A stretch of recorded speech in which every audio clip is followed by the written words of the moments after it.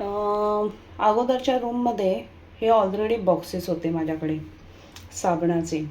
पण काय झालं की ह्यांचे जे स्टिकर होते ते निघणार नव्हते. आणि आणि आता ह्याचे स्टिकर्स ॲमेझॉनवर नाही मिळत आहेत.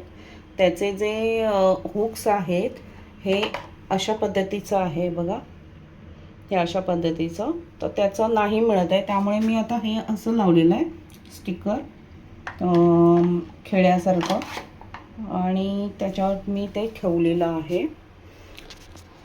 आणि दुसरा एक स्टँड मी तुम्हाला दाखवते. हा दुसरा बाथरूममधला बाथरूम आहे.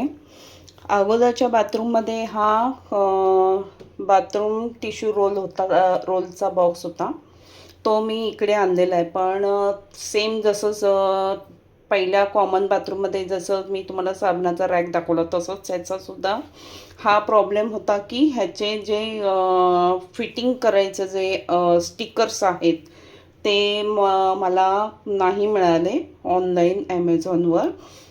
तर मग मी काय केलं की माझ्याकडे जे स्टिकर होते ते मी लावलं आणि त्याला इकडे साईडला मी ग्लूने चिटकवलं आहे. कारण ऑलरेडी असताना मी नवीन घेण्याच्या भानगडीमध्ये पडलेली नाही आहे.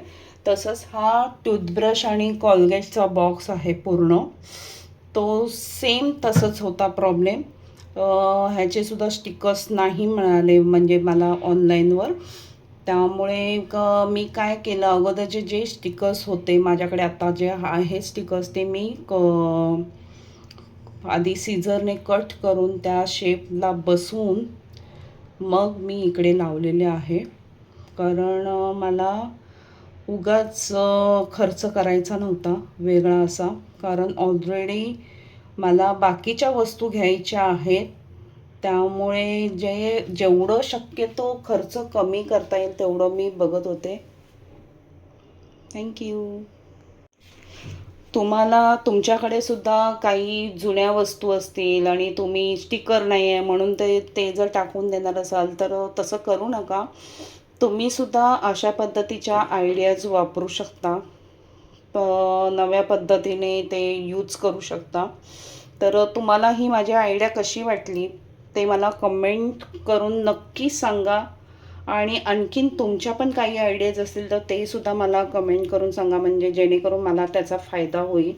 आणि मला जर त्या आयडियाज आवडल्या तर मी त्याचा नक्की वापर करेन आणि ते मी कमेंटमध्ये ज्यांनी मला आयडिया ती सांगितले आहे त्यांना मी नक्की धन्यवाद करेन. So thank you so much.